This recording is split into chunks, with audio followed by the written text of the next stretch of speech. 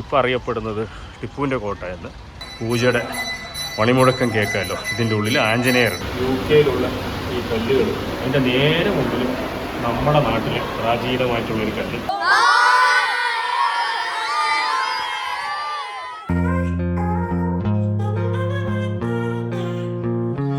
Hi hello നമസ്കാരം, welcome to Rajesh Abbas official YouTube channel. 2-3 schedule shoot കഴിഞ്ഞ് തിരിച്ച് വീട്ടിലേക്ക് എത്തിയിരിക്കുകയാണ്. ബാക്കിൽ കാണാമല്ലോ, വീട് കാണുമ്പോൾ തന്നെ മനസ്സിലായിട്ടുണ്ടാവും. അപ്പോൾ പാലക്കാട് എത്തിയതുകൊണ്ട് ഇന്ന് പാലക്കാടിനെ കുറിച്ചൊരു സ്പെഷ്യൽ കാര്യം ആയിക്കട്ടെ ഈ എപ്പിസോഡ് എന്ന് വിചാരിച്ചു. സ്പെഷ്യൽ കാര്യം എന്താണെന്നല്ല പറയാം. പാലക്കാടിൻ്റെ ഹൃദയഭാഗത്ത് തന്നെ ഒരുപാട് സ്ഥലങ്ങളുണ്ട്. അപ്പോൾ പേരുകളൊക്കെ തന്നെ കൗതുകമുള്ള പേരുകളാണ്. കോട്ട മൈതാനം, സുൽത്താൻ പേട്ട, ഇതൊക്കെ തന്നെ പറയുമ്പോൾ നമുക്കൊരു പോയ കാലത്തെക്കുറിച്ചാണ് ഓർമ്മ വരുന്നത്. കറക്റ്റാണ്. പാലക്കാടിൻ്റെ ഹൃദയഭാഗത്ത് തന്നെ സ്ഥിതി ചെയ്യുന്നതാണ് പാലക്കാട്ടിലെ കോട്ട.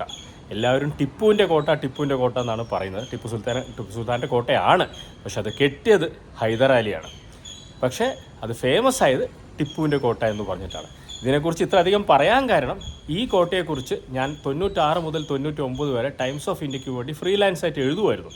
അപ്പോൾ ഈ കോട്ടയെക്കുറിച്ച് അവർ എഴുതാൻ പറഞ്ഞു. അന്ന് ഞാൻ ഇവിടെ കാര്യമായിട്ട് ഡീറ്റെയിൽസ് കിട്ടാത്തതുകൊണ്ട് തൃശ്ശൂർ ആർക്കിയോളജി അവിടെ മ്യൂസിയത്തിലേക്ക് പോയിട്ട് അവിടെ നിന്ന് കുറേ പേപ്പേഴ്സൊക്കെ കളക്ട് ചെയ്തിട്ട് കുറേ ഡീറ്റെയിൽസ് കിട്ടി. അതൊക്കെ ഞാൻ ഷെയർ ചെയ്യാം ആ സ്ഥലത്തേക്ക് പോകുമ്പോൾ. അപ്പോൾ ഏതായാലും നേരെ നമുക്ക് പാലക്കാടൻ കോട്ട, അതായത് ടിപ്പുവിൻ്റെ കോട്ട, ഹൈദരാലി കെട്ടി എല്ലാവരും ടിപ്പുവിൻ്റെ കോട്ട എന്ന് വിളിക്കുന്ന ആ കോട്ടയിലേക്ക് പോകാം. അങ്ങനെ പാലക്കാട് കോട്ടയുടെ മുമ്പിലേക്ക് എത്തിയിരിക്കുകയാണ് ഞാൻ. വീക്ക് ഡേ ആയതുകൊണ്ട് അത്ര വലിയ തിരക്കുണ്ടാവില്ല വിചാരിച്ചു. പക്ഷെ ധാരാളം ടൂറിസ്റ്റും ആൾക്കാരൊക്കെ വന്നിട്ടുണ്ട്. ഇതാണ് ഇവിടേക്കുള്ള എൻട്രി.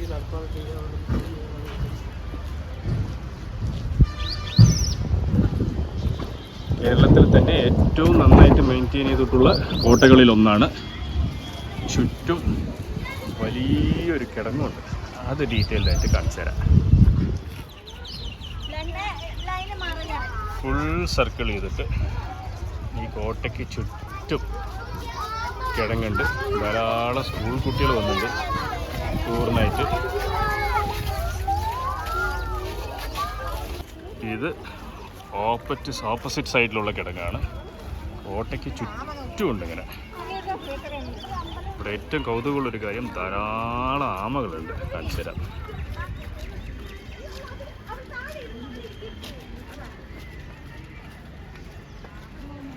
ഒരു ഡക്കുണ്ട്. ഇഷ്ടം പോലെ ആമകളുണ്ട് കാണാൻ. എൻ്റെ ഷാഡോ ഉണ്ട്. ഈ കോട്ടയുടെ മൊത്തം ഡീറ്റെയിൽസും ഇംഗ്ലീഷിലും ഹിന്ദിയിലും മലയാളത്തിലുമായിട്ട് ഇവിടെയുണ്ട്.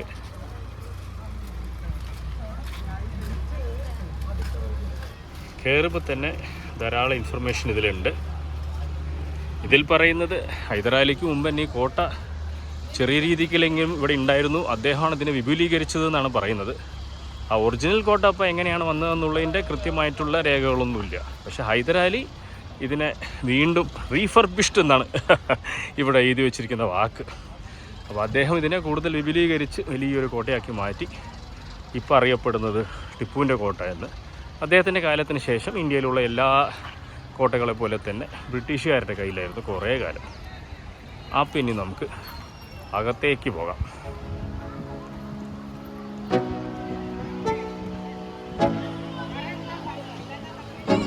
മെയിൻ കോട്ടയുടെ ഉള്ളിലേക്കുള്ള വാതിലും എൻട്രിയും ആണ്. വളരെ മെജസ്റ്റിക് ആയിട്ടുള്ള വലിയ തൂണുകളൊക്കെ കാണാം. പക്ഷേ ഇവിടെ ധാരാളം ചെരുപ്പുകളും കാണാം. അപ്പോൾ നിങ്ങൾ ആലോചിക്കുന്നുണ്ടാവും എന്തുകൊണ്ടാണ് അങ്ങനെയെന്ന്. അറിയാം.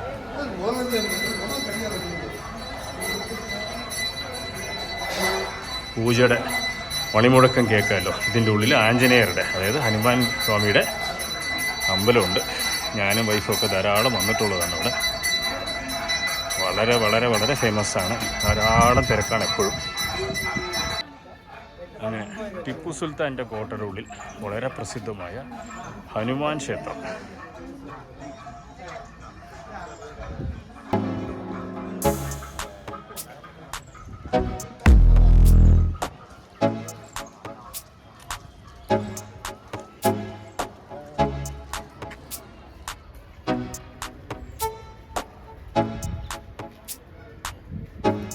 അവിടെ അമ്പലത്തിൽ നടക്കുമ്പോൾ ഇവിടെയും വിഗ്രഹത്തിൻ്റെ മുമ്പിൽ മതിലിൽ കൊത്തിവെച്ചിട്ടുള്ള വിഗ്രഹത്തിൻ്റെ മുമ്പിലും ആരാധന നടക്കുന്നുണ്ട്. ഇനി കോട്ടയുടെ ഹൃദയഭാഗത്തേക്ക് ഏറ്റവും ഉള്ളിൽ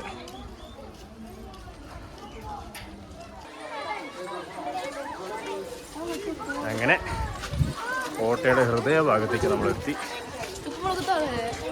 ഓ മോനെ, അതെ അതെ, ഓ അങ്ങനെ എല്ലാവിടെയും പോകുന്ന പോലെ തന്നെ ഇവിടെയും ഉപ്പും മുളകിൻ്റെ ഫാൻസ്. അപ്പൊ എല്ലാവരും ഒരു ഹായ് പറഞ്ഞോ.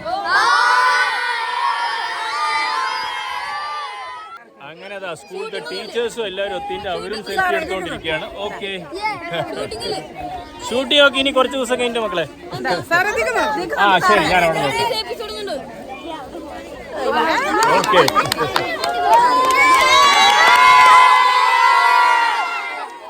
ഇവിടെ കണ്ടില്ലേ മൊത്തമായി മനോഹരമായിട്ട് ലാൻഡ്സ്കേപ്പ് ചെയ്ത് വെച്ചിട്ടുണ്ട്. ഞാനൊക്കെ സ്കൂളിൽ പഠിക്കുമ്പോൾ ഇവിടെയൊക്കെ ജസ്റ്റ് മണ്ണും ഒക്കെ ആയിട്ടുള്ളൊരു സ്ഥലമായിരുന്നു. അതായത് വെറും ഈ മരങ്ങളുണ്ടായിരുന്നു, പക്ഷേ ലോണൊന്നും ഇതുപോലെ ഇല്ല, ഇതുപോലെ ഇരിക്കാനുള്ള ഇരിപ്പിടങ്ങളൊന്നുമില്ല.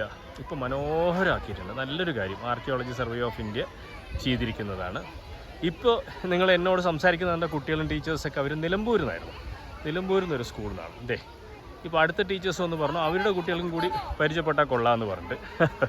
ഇതാണല്ലോ ഒരു സന്തോഷം, നമ്മുടെ വർക്കിൻ്റെ ഏറ്റവും വലിയൊരു സന്തോഷം. നമ്മൾ ചെയ്യുന്ന വർക്ക് അവർ മനസ്സിലാക്കിയിട്ട് അല്ലെങ്കിൽ ഇഷ്ടപ്പെട്ടിട്ട് അവർ സംസാരിക്കാൻ വരുമ്പോഴാണ്. ഓ എന്തോ, അതെ അതെ, ഞാൻ എൻ്റെ യൂട്യൂബിന് വേണ്ടിയിട്ട് ഒരു വ്ളോഗ് ചെയ്യാണ്. അപ്പോൾ ഏതായാലും നിങ്ങളും പെട്ടിട്ടുണ്ടായില്ല.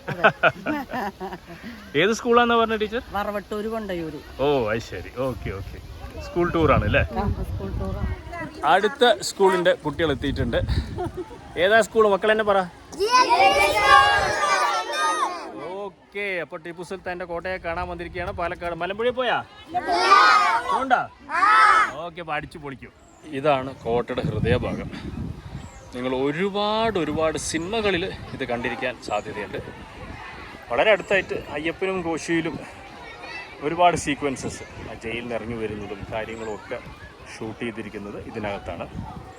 ഇതിനകത്ത് ശരിക്കും ജയിലുണ്ട്. കുറച്ച് ഗവൺമെൻറ് ഓഫീസസും പാലക്കാടത്തൊരു ജയിലും ഇതിനകത്താണ്. ഇതാണ് ഈ കോട്ടയുടെ ഹൃദയഭാഗം എന്ന് പറയാവുന്നത്. സ്കൂൾ കുട്ടികളൊക്കെ കഴിഞ്ഞ് പെരുമണ്ണ പഞ്ചായത്തിൻ്റെ ഒരു എന്താ പറയുക സീനിയർ സിറ്റിസൻസിൻ്റെ ഒരു ടൂർ ആൾക്കാർ വന്നപ്പോൾ ഇതെല്ലാവരും പരിചയപ്പെട്ടുകൊണ്ടിരിക്കുകയാണ്.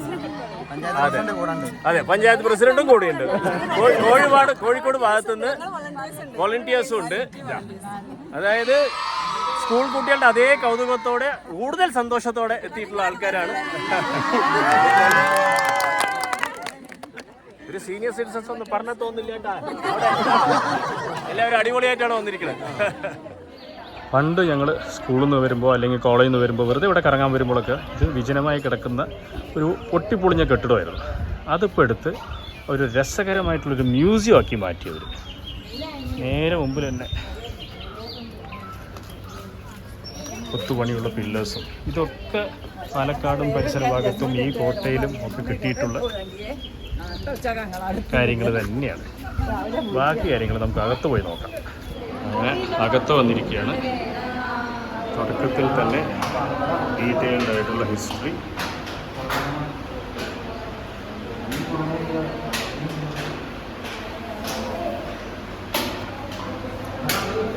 കോട്ടയുടെ ഡിഫറെൻറ്റ് വ്യൂസും ഉണ്ട്. ഇത് പിന്നെ കോട്ടയുടെ അല്ല, പാലക്കാട് ചുറ്റുവട്ടത്തുള്ള വളരെ പ്രാചീനമായിട്ടുള്ള വളരെ പ്രാചീനമായിട്ടുള്ള കൊത്തുപണികളുള്ള ചില കേവ്സും അതേപോലെ തന്നെ മറ്റു ബിൽഡിങ്സും ചില അമ്പലങ്ങളൊക്കെയാണ്.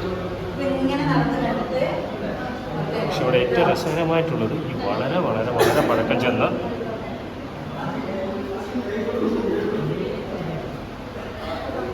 കൊത്തുപണിയുള്ള കല്ലുകൾ തന്നെയാണ്.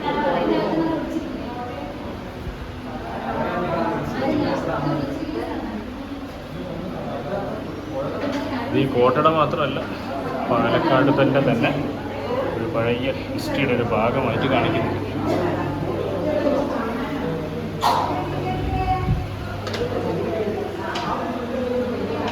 ഈ രസകരമായ ഇൻറ്റീരിയേഴ്സിലൂടെ ഈ ഫോട്ടോസും കൊത്തുപണിയുള്ള കല്ലുകളും ഒക്കെ കണ്ട് നടക്കുമ്പോൾ ഞാൻ ആലോചിക്കുന്നത് ഏകദേശം 30 വർഷങ്ങൾക്ക് മുമ്പ് ഞാൻ സ്കൂളിൽ പഠിക്കുമ്പോൾ ഇവിടെ വരുമ്പോൾ ഇതൊന്നുമില്ല.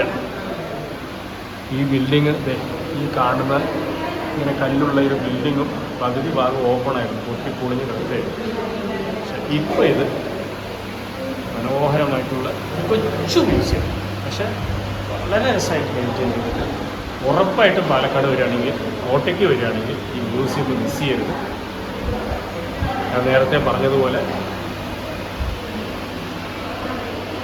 പാലക്കാടിൻ്റെയും ഈ കോട്ടയുടെയും ഒക്കെ ചരിത്രം, അതുമാത്രമല്ല കുറച്ച് ഫോട്ടോഗ്രാഫ്സ് വെച്ചിരിക്കുന്നത് അവർ ലോകത്തിലെ ഇതുപോലുള്ള വളരെ പ്രാചീനമായിട്ടുള്ള ശില്പങ്ങളും കല്ലുകളും.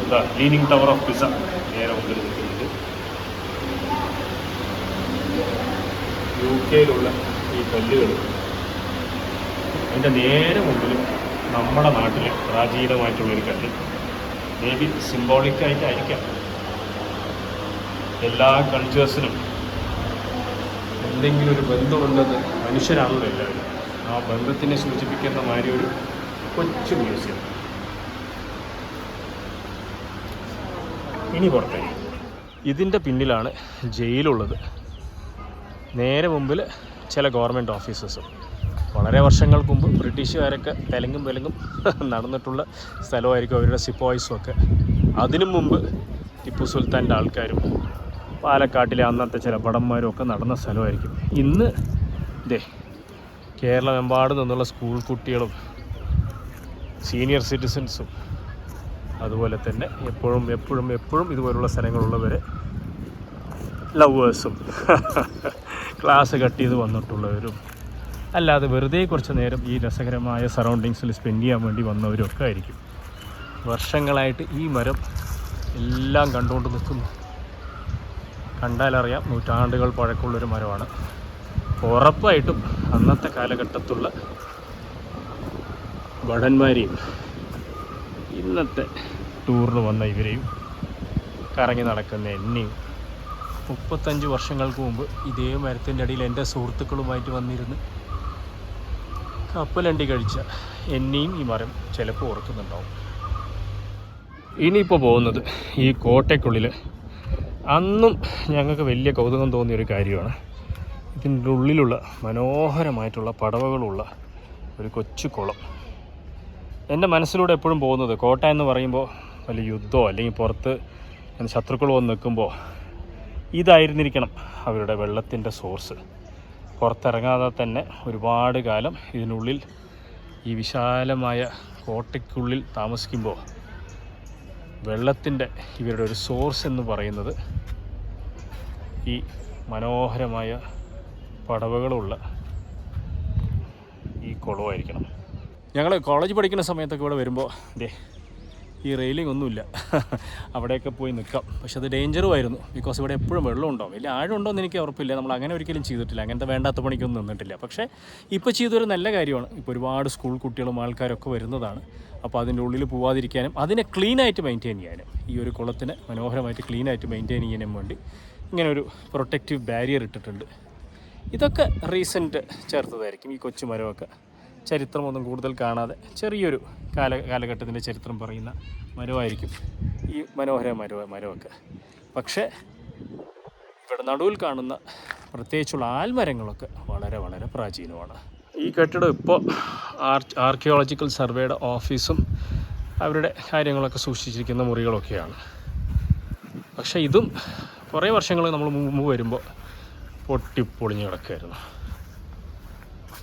ഒരു സന്തോഷമുണ്ട് ഇതൊക്കെ ഇങ്ങനെ മെയിൻറ്റെയിൻ ചെയ്ത് കാണുമ്പോൾ.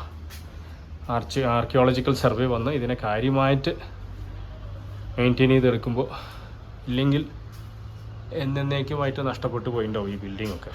ഇതൊക്കെ മെയിൻ്റെനൻസിൻ്റെ ഭാഗമായിട്ട് അടുത്ത് വെച്ചിട്ടുള്ള തൂണൊക്കെ ആയിരിക്കും ഈ തൂണൊക്കെ. പക്ഷേ ഈ മതിലുകൾ തീർച്ചയായിട്ടും പഴയതാണ്. ഇതിൻ്റെ ഒറിജിനൽ ബിൽഡിംഗ് തീർച്ചയായിട്ടും ഇപ്പോൾ പഴയതാണ്. അവിടെ കാണുന്ന കെട്ടിടം തീർച്ചയായിട്ടും ബ്രിട്ടീഷ് കാലഘട്ടത്തിൻ്റെയാണ്. എന്തായാലും എന്താ പറയുക, ഒരു നൂറ്റാണ്ടിൻ്റെങ്കിലും പഴക്കത്തിൽ കൂടുതലുള്ള ബിൽഡിംഗ് ആയിരിക്കും ഇതൊക്കെ. മെയിൻ്റെനൻസ് നിരന്തരമായി നടക്കുന്നുണ്ട്. ഇതിൻ്റെയൊക്കെ ഭാഗമായിട്ട് വലിയ കല്ലുകളുമായിട്ട് പോയിക്കൊണ്ടിരിക്കുകയാണ് ഈ വണ്ടി. ഏതായാലും ഇത് പുറത്തേക്കുള്ള വഴിയാണ്, പക്ഷെ ഞാൻ പുറത്തേക്കല്ല പോകുന്നത്. ഇപ്പുറത്ത് കൂടി സ്റ്റെപ്പ് കൂടി കയറി മുകളിൽ കയറി അതിൻ്റെ വാച്ച് ടവർ ഉണ്ട്. വരുന്ന ആൾക്കാരെ എല്ലാ ദിക്കിൽ നിന്നും നമുക്ക് വീക്ഷിക്കാൻ പറ്റുന്ന ചില സ്ഥലങ്ങളുണ്ട് അവിടേക്കൊന്ന് കയറി നോക്കാം. അങ്ങനെ ഈ സ്റ്റെപ്പൊക്കെ കയറി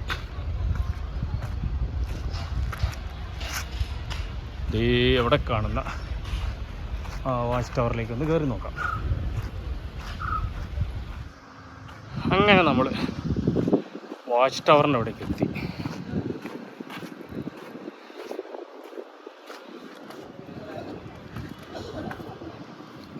വാച്ച് ടവർ എന്നല്ല, വാച്ച് പ്ലേസ്മെൻറ്റ്സ് ആയിരിക്കും.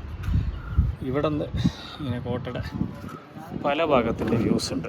ഓരോ ഗ്യാപ്പ് കൂടി നോക്കിയാലും ഒരു ഡിഫറെൻ്റ് ഏരിയ നമുക്ക് കാണാം. പണ്ടൊക്കെ ശത്രുക്കൾ വരുന്നുണ്ടോ എന്നിങ്ങനെ വടന്മാരിരുന്ന് നോക്കിയിട്ടുണ്ടാവും. ഇന്ന് ഇവിടെ കാര്യമായിട്ട് കാണുന്നത് ദൂരത്തുള്ള സിവിൽ സ്റ്റേഷനും ഭംഗിയായിട്ട് ഇതിന് ചുറ്റും ചെയ്തിട്ടുള്ള ഒരു വാക്ക് വേ ഒക്കെയാണ്. ഏതായാലും ശത്രുക്കളെ പറ്റി പേടിക്കണ്ട. അങ്ങനെ ശത്രുക്കളെ നിരീക്ഷിക്കുന്ന ആ സ്ഥലത്തു നിന്നതേ ബാക്കിൽ നിന്നൊക്കെ ഇറങ്ങി വന്ന് ഈ നീളത്തിലുള്ള മതിലും ഇപ്പുറത്തത് നീളത്തിലുള്ള മതിലും കാണുമ്പോൾ ഓർമ്മ വരുന്നത് എൻ്റെ പോയൊരു കുറച്ച് കാലം മുമ്പ് ഒരു 25-30 വർഷങ്ങൾക്ക് മുമ്പ് നടന്നൊരു രസകരമായ കാര്യം തന്നെയാണ്. അന്ന് ഞങ്ങൾക്ക് വെസ്റ്റേൺ ബാൻഡ് ഉണ്ടായിരുന്നു, പ്രിമിറ്റീവ് നൈറ്റ്സ് എന്ന് പറഞ്ഞിട്ട്. അപ്പോൾ അന്ന് വനിത ഒരു മാഗസീനിൽ ഒരു ആർട്ടിക്കിൾ വന്നിരുന്നു, കേരളത്തിലെ റോക്ക് ബാൻഡ്സ് എന്ന് പറഞ്ഞത്. അതിൽ 13 AD, ആക്സ് വാഗൺ എന്നീ ബാൻഡ്സിനോടൊപ്പം എൻ്റെ ബാൻഡായ ഞാൻ ലീഡ് വോക്കലിസ്റ്റായിട്ട് ഞാൻ മെയിനായിട്ട് പാട്ട് പാടുന്ന പ്രിമിറ്റീവ് നൈറ്റ്സ് എന്ന് പറയുന്ന ബാൻഡിനെ കുറിച്ചും ആർട്ടിക്കിൾ എഴുതിയിരുന്നു. ഇത് പറഞ്ഞു വരുന്നത് ഈ മതിലിൻ്റെ മുകളിൽ നിരന്ന് നിന്നും ഈ ഗ്യാപ്പിൽ നിന്നിട്ടൊക്കെയാണ് അന്ന് ഫോട്ടോഷൂട്ട് വനിതാ മാഗസിന് വേണ്ടി മനോരമയുടെ ക്യാമറമാൻ വന്ന് ശ്രീകുമാർ ചെയ്തത്. അപ്പോൾ ഇത്രയും വർഷങ്ങൾക്ക് ശേഷം ഇവിടെ വന്ന് നടന്നപ്പോൾ ആ ഒരു മധുരിക്കുന്ന ഓർമ്മയും കൂടി ഈ ഒരു കോട്ട എനിക്ക് സമ്മാനിച്ചു. ഇപ്പോൾ നമ്മൾ നടന്ന് കോട്ടയുടെ ബാക്കിലെത്തി. ഏകദേശം ഇവിടെ അത്രയ്ക്ക് മെയിൻ്റെനൻസും ഇല്ലാതെ കുറേ കുറ്റികളൊക്കെ പറഞ്ഞുകൊണ്ട് നിൽക്കുന്ന ഏരിയയ്ക്ക് അത്ര മെയിൻ്റെനൻസ് ഇല്ല, കുറച്ച് കാട് പിടിച്ച് കിടക്കുകയാണ്. ഇത് ജയിലിൻ്റെ ബാക്ക് സൈഡാണ്.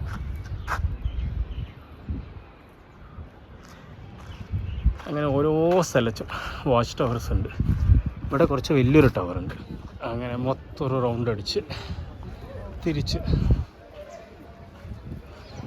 ആ നടുവിലുള്ള വലിയ ഏരിയയുടെ ഓപ്പോസിറ്റ് സൈഡിൽ ഇപ്പുറത്തെ സൈഡിലേക്ക് വന്ന് ഇറങ്ങി പോവുകയാണ്. ഓപ്പോസിറ്റ് സൈഡല്ല, ഇപ്പുറത്തെ സൈഡ്. അങ്ങനെ ഒരുപാട് കാലത്തിന് ശേഷമാണ് ഞാൻ വീണ്ടും ഈ കോട്ടയുടെ മൊത്തം ഒരു പ്രദർശനം വെച്ചത്. പൊതുവെ ഇവിടെ അത്യാവശ്യം വിജനമായിട്ടാണ് കിടക്കുക, വീക്കെൻഡ്സ് ഒഴിക്കുക. പക്ഷെ ഇന്ന് ഒരുപാട് സ്കൂൾ കുട്ടികളും അതുമാത്രമല്ല കോഴിക്കോട് നിന്നുള്ള സീനിയർ സിറ്റിസൺസും അങ്ങനെ ഒരുപാട് ആൾക്കാർ ഈ നൂറ്റാണ്ടുകൾ പഴക്കമുള്ള കോട്ടയിൽ വന്നും അവരും അവരുടെ ദിവസം ആഘോഷിച്ചും ആസ്വദിച്ചും പോകുന്നു. അങ്ങനെ എനിക്കും മടങ്ങാനുള്ള സമയമായി, പുറത്തേക്ക് പോകാം. അങ്ങനെ കോഴിക്കോട് നിന്നും 4 ബസ് നിറയെ സീനിയർ സിറ്റിസൺസ് ഇന്നത്തെ ദിവസം ആഘോഷിക്കാൻ വന്നവരുടെ കൂടെ ഞാൻ പുറത്തേക്ക് ഇറങ്ങുകയാണ്. എന്തോ എൻ്റെ വീട് ഇവിടെ തന്നെയാണ്, പാലക്കാട് തന്നെയാണ്. ഇവിടെ എടുത്താ 3 കിലോമീറ്റർ.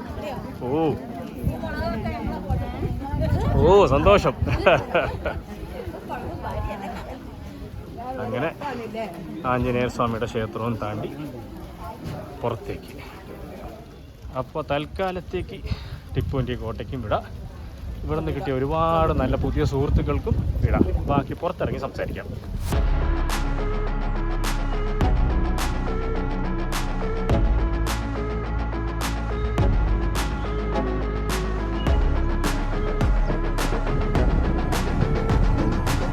അങ്ങനെ പാലക്കാട് കോട്ടയിൽ പോയി തിരിച്ച് വീട്ടിലേക്ക് എത്തി. നേരെ എൻ്റെ ഒരു പഴയ ഫയലിൽ നിന്ന് എൻ്റെ പബ്ലിഷ് ആയിട്ടുള്ള എല്ലാ ആർട്ടിക്കിൾസും ഞാൻ എടുത്തു വെച്ചിട്ടുണ്ട്. ഞാൻ ടൈംസ് ഓഫ് ഇന്ത്യക്ക് വേണ്ടി 96 മുതൽ 99 വരെ എഴുതിയതിൽ ഞാൻ ഇഷ്ടപ്പെട്ട് എഴുതിയ ഒരു ആർട്ടിക്കിളാണിത്. പാലക്കാട് ഫോർട്ട് ഫൊഗോട്ടൺ ചാപ്റ്റർ എന്ന്. ഇതിനെക്കുറിച്ച് ഞാൻ കൂടുതൽ പറയാം. പാലക്കാട് ഫോർട്ടിനെ കുറിച്ചിട്ടുള്ള എന്താ പറയുക, ആ ആർട്ടിക്കിൾ ഞാൻ വീണ്ടും വായിച്ചു. ഒരു വലിയ സന്തോഷം എന്താ പറഞ്ഞാൽ, ഞാൻ ആ ആർട്ടിക്കിളിൽ കുറേ സങ്കടങ്ങൾ ഞാൻ എഴുതിയിട്ടുണ്ടായിരുന്നു. അതിൽ 96-99 വരെയുള്ള കാലഘട്ടത്തെ എഴുതിയാണ്. അപ്പോൾ ഇത് ഏകദേശം ഒരു 97-ലോ 96-ൻ്റെ അവസാനത്തിലോ എഴുതിയതായിരിക്കണം ഈ പാലക്കാട് ഫോർട്ടിനെ കുറിച്ചുള്ളത്. അന്ന് ഇവിടെ അതിൻ്റെ ഈ ഫോർട്ടിനുള്ളിൽ മ്യൂസിയം ഇല്ല. ഇതിനെപ്പറ്റി അറിയാവുന്ന ആർക്കിയോളജിക്കൽ ഡിപ്പാർട്ട്മെൻറ്റിൻ്റെ ആരുമില്ല, ഒരു സെക്യൂരിറ്റി മാത്രമേ ഉള്ളൂ. ഞാൻ അവസാനം അവിടുത്തെ ഒരാൾ ആ സെക്യൂരിറ്റി പാവം പറഞ്ഞു തന്നിട്ട് ഞാൻ നേരെ ഇവിടേക്ക് വിട്ടു, തൃശ്ശൂരിലേക്ക് വിട്ടു. തൃശ്ശൂരിൽ പോയി അവിടുത്തെ മ്യൂസിയത്തിൽ പോയിട്ടാണ് ഡീറ്റെയിൽസൊക്കെ എടുത്തത്. അപ്പോൾ ഈ ആർട്ടിക്കിളിൽ ഞാൻ പറഞ്ഞിട്ടുള്ള കുറേ സങ്കടങ്ങളുണ്ട്. അതായത് ഈ കോട്ടയുടെ ചരിത്രത്തെക്കുറിച്ച് പരാമർശിക്കുന്നതായിട്ടുള്ള യാതൊന്നും അവിടെ എഴുതി വെച്ചിട്ടില്ല. വരുന്ന വിസിറ്റേഴ്സിന് സൗകര്യങ്ങളില്ല. ഉള്ളിൽ ഒരു എന്താ പറയുക, എല്ലാവരും മറന്നുപോയ ഒരു സ്ഥലം പോലെ, ഇങ്ങനെ ആർക്കും വേണ്ടാത്തൊരു സ്ഥലം പോലെ കിടക്കുകയാണെന്നുള്ളതൊക്കെ എല്ലാം മാറി. ഒരുപാട് സന്തോഷം. ഏകദേശം 95 എന്ന് പറയുമ്പോൾ 96 പറയുമ്പോൾ ഏകദേശം 30 വർഷം ആവണു അല്ലേ, ഇപ്പോൾ 2024. അപ്പോൾ ഞാൻ വിചാരിക്കുന്നത് ഇതിൽ ഞാൻ പറഞ്ഞിട്ടുള്ള എല്ലാ സങ്കടങ്ങളും ഇപ്പോൾ മാറി. അവിടെ ഇപ്പോൾ വന്നിട്ട് ഒരു കൃത്യമായിട്ടുള്ള ഒരു എന്താ പറയുക മ്യൂസിയം ഉണ്ട്, ആർക്കിയോളജിക്കൽ ഡിപ്പാർട്ട്മെൻറ്റിൻ്റെ ഓഫീസുണ്ട്, ഉള്ളിൽ മനോഹരമായിട്ട് ലാൻഡ്സ്കേപ്പ് ചെയ്തിട്ടുണ്ട്, ചുറ്റുമുള്ള കിടങ്ങ് അത്യാവശ്യം മെയിൻറ്റെയിൻ ചെയ്യുന്നുണ്ട്, ആ കുളം ഞാൻ കാണിച്ചു തന്നല്ലോ അതും മെയിൻറ്റെയിൻ ചെയ്യുന്നുണ്ട്. അപ്പോൾ കാലങ്ങൾ മാറിയപ്പോൾ അറ്റ്ലീസ്റ്റ് ആരെങ്കിലുമൊക്കെ ഒന്ന് ആലോചിച്ചു ഈ സ്ഥലം എന്തെങ്കിലുമായിട്ട് പ്രിസർവ് ചെയ്യണം എന്നുള്ളത്. അത് വലിയൊരു സന്തോഷം.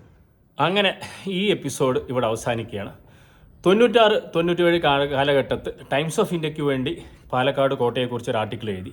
2024 എൻ്റെ വ്ളോഗിന് വേണ്ടി വീണ്ടും ആ കോട്ട ഒന്ന് വിസ്തരിച്ച് വിസിറ്റ് ചെയ്തു, കാര്യങ്ങളൊക്കെ നോക്കി.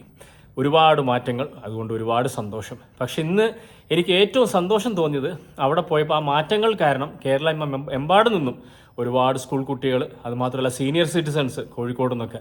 എനിക്ക് സന്തോഷം. ഈ കോട്ട ഒരുപാട് സംഭവങ്ങൾക്ക് സാക്ഷ്യം വഹിച്ചൊരു സ്ഥലമാണ്. യുദ്ധങ്ങൾക്ക് സാക്ഷ്യം വഹിച്ചിട്ടുണ്ട്. അതായത് ഞാൻ എൻ്റെ ആർട്ടിക്കിളിന് വേണ്ടി റിസർച്ച് ചെയ്തപ്പോൾ 11 ദിവസം നീണ്ടു നിന്നൊരു യുദ്ധം അവിടെ നടന്നിട്ടുണ്ട്. അതേപോലെ തന്നെ ഒരുപാട് പൊളിറ്റിക്കൽ ഡ്രാമകൾക്ക് സാക്ഷ്യം വഹിച്ചൊരു കോട്ടയാണ്.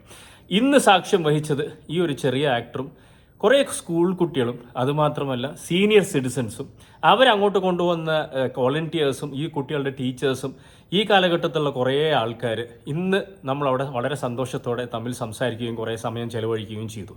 അപ്പോൾ ഒരുപാട് നൂറ്റാണ്ടുകളായിട്ട് അന്ന് ഹൈദരാലിയുടെ ആൾക്കാരെയും ജാമറിൻ്റെ ആൾക്കാരെയും പാലക്കാട് കോമിയച്ചൻ്റെ ആൾക്കാരെയും അതുപോലെ തന്നെ ബ്രിട്ടീഷ് പടയാളികളെയും ഒക്കെ സാക്ഷ്യം വഹിച്ച ആ അങ്കണം ഇന്ന് സാക്ഷ്യം വഹിച്ചത് രാജേഷ് ഹെബ്ബാറിൻ്റെയും ആ കൊച്ചു കുട്ടികളുടെയും മറ്റ് സീനിയർ സിറ്റിസൺസുമായിട്ടുള്ള സംഭാഷണത്തിനും ആ കൂടിക്കാഴ്ചയ്ക്കുമാണ്.